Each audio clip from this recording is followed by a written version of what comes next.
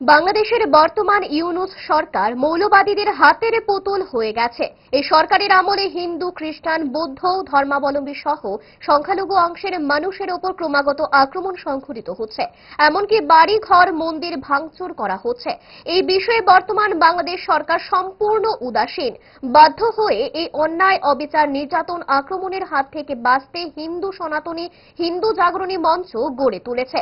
এই মঞ্চ ৮ দফা দাবিতে যখন আন্দোলন শুরু করল, তখন বাংলাদেশ সরকার এই মঞ্চের মুখপাত্র সন্ন্যাসী চিন্ময় কৃষ্ণ দাসকে মিথ্যা মামলায় গ্রেফতার করে জেলখানায় পুরে দিয়েছে। শুক্রবার এমনই অভিযোগ করেন রাজ্য আমরা বাঙালি দলের সচিব গৌরাঙ্গ রুদ্রপাল। এদিন বাংলাদেশের সংখ্যালঘুদের ওপর আক্রমণের প্রতিবাদ জানিয়ে আমরা বাঙালি দলের পক্ষ থেকে প্রতিবাদ বিক্ষোভ প্রদর্শন করা হয় আমরা বাঙালি কার্যালয়ের সামনে।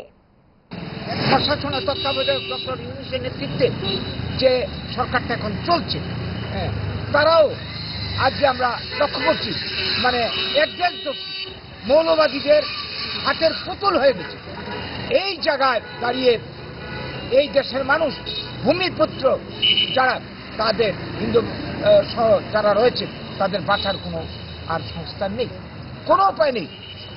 বাধ্য হয়ে তারা সবাই মিলে একটা জাগরণী সনাতনী জাগরণী মঞ্চ নাম দিয়ে একটা সংস্থা গড়ে তুলেছে এবং এই সংস্থার উদ্যোগে ৮ দফা দাবিতে তাদের সাংবিধানিক অধিকার, বাঁচার অধিকার, নাগরিক অধিকার রক্ষার দাবিতে তারা সরকারের কাছে আবেদন জানিয়েছে, আন্দোলন করছে।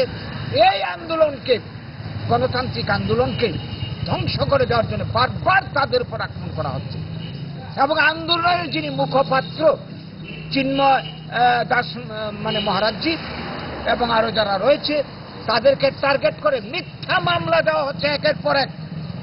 শুধু তাই নয়, আমরা লক্ষ্য করলাম কি এই চিন্ময় দাস সহ আরেকজনকে গতকাল গ্রেপ্তার করা হয়েছে এবং তাদের মুক্তির দাবিতে সেখানে যে আন্দোলন চলছে, এই কোর্টের মধ্যে প্রায় ৭০ জনের মতো আইনজীবী তার পাশে দাঁড়িয়েছে।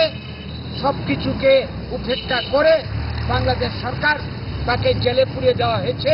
ডায়েট যতই রেস্ট্রিক্টেড হোক না কেন, ওয়েদারকে তো আর রুটিনে ফেলা যায় না। But if there is a problem, 5 দশক ধরে গ্যাস, অম্বল ও পেটের সমস্যার একমাত্র সমাধান গ্যাস নল।